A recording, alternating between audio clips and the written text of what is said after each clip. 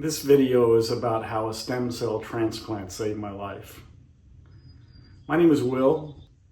I've been working in the film and television industry for years and years and years. In the summer of 2023, though, there were two back-to-back strikes which essentially shut down the television and film industry. There was nothing being filmed. It sucked for the industry, but the timing could not have been better for me because in the fall of 2023, I came very close to dying and my life was saved by the stem cell transplant. For a little background, I had developed something called VEXAS syndrome, which is a rare, nasty, auto-inflammatory condition. My symptoms were fever, rashes, anemia, and also myelodysplastic syndrome, which is a type of blood cancer. The National Institute of Health researchers had only discovered VEXAS in 2020, although people have been dying from it and suffering from it for a really long time. Go science. In January 2023, all hell started to break loose. I started feeling fatigued all the time. And then all of a sudden, my right testicle swelled up to 3 times the size. It sucked and it hurt. My doctor prescribed a round of antibiotics, which seemed to do the job. The swelling went down. In February, my left eye developed close-angle glaucoma over a period of 3 days. When I went in to see my optometrist, he told me, "Oh, you're having a medical emergency, and you need to get immediate laser surgery to relieve the ocular pressure." So I raced from my optometrist to an ophthalmologist office, and the ophthalmologist proceeded to do laser surgery on both of my eyes, which basically was drilling lasers into my eyeballs.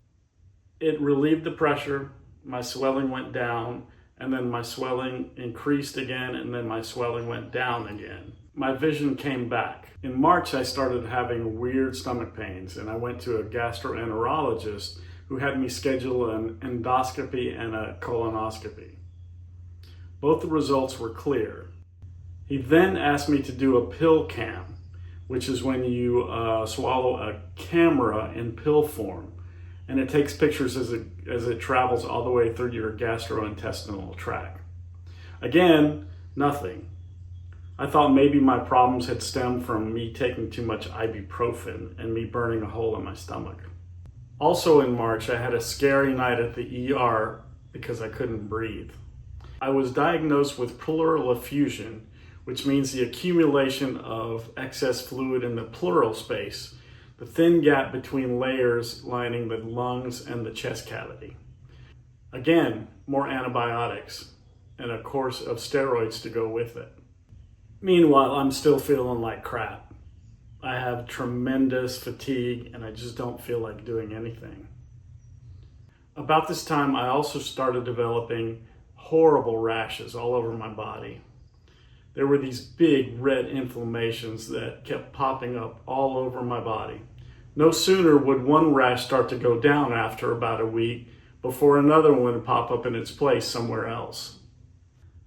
So at this point, I'm feeling increasingly tired and run down. I went to see a hematologist who confirmed that my red blood cell production was plummeting. He ordered a bone marrow biopsy and he started me on something called Procrit, which was supposed to boost my red blood cell production. It didn't. I didn't have any idea what was going on with my body. It felt like I was dying from the inside out, and I just felt like shit. Dr. Pandit, my hematologist, reviewed the results of my bone marrow biopsy. It confirmed that my red blood cell production was severely out of whack. So my next step was to be referred to Emory University Hospital's Winship Cancer Center. In June, I was connected with Dr. Amelia Langston, who interpreted my biopsy results and first uttered the word VEXAS. She ordered more interpretation of my results. Further analysis of my bone marrow biopsy results showed definite markers for VEXAS. Dr. Langston then told me that the only true cure for VEXAS is a stem cell transplant. Dr. Langston told us that a stem cell transplant is one of the most intrusive, most complex treatments in modern medicine, and that the survival rate usually hovers between 60 and 70%. Yeah, we were scared of the idea of this, but at least we knew what was going on with me. Once we knew what was going on and had a plan to move forward, it was a huge relief. Even though my hemoglobin levels continued to drop and I kept developing these weird vasculitis things, we now knew what the culprit was. A donor was found whose HLA, which means a human leukocyte antigen, lined up with mine perfectly. He was gracious enough to consent to saving my life. My date of admission to Emory Hospital was slated to be October 20th, 2023. I was slated to be in the hospital for a month, give or take a few days. I underwent a battery of tests like CT scans, MRIs, and pulmonary function tests, and probably filled up 50 tubes of blood prior to admission to make sure I was healthy enough to go through the stem cell transplant process. Dr. Langston told me to be in the best shape possible before going in, so I was exercising like a madman. I had a bike wreck that fractured my ankle, but that's a different story for a different time. On Friday, October 20th, I was checked in, had a central line installed in my chest, and was wheeled up to my room. Before I received the transplant, I had 5 days of conditioning, which means chemotherapy. The chemo treatments were done overnight.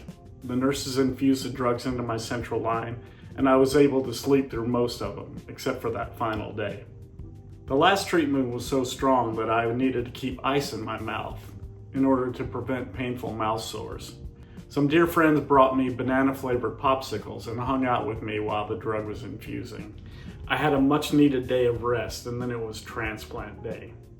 I received 13.7 million stem cells from my donor. It was wild. It looked like they were infusing a giant Bloody Mary into my bloodstream. I could see the tiny little cells traveling through the infusion tube into my body. Then it was all about recuperating. The chemo was doing its job by killing off all the diseased bone marrow, and the new stem cells were finding their way to where they needed to be. There's this horrible period called the basement, or the nadir period, where your blood counts drop to their lowest levels. This happens about 7 to 10 days after the transplant. I felt so bad. I had fevers and chills and nausea and diarrhea, and I was more tired than I ever had been. After about 7 or 8 days, my lab started coming back to normal, and the medical team started talking about discharging me. At this point, I was like a baby with no immunity to anything and a huge risk of infection. The collective wisdom that 30 to 40% of people don't survive a stem cell transplant is based on the danger of infection due to a lack of immunity. 22 days after checking into the hospital, I was released. I was free to go home, and I was terrified. It's been 19 months since I had my stem cell transplant. During the process and recovery, I dropped about 50 pounds. I put back about 35. I never developed any GVHD symptoms or infections. My recovery has been steady.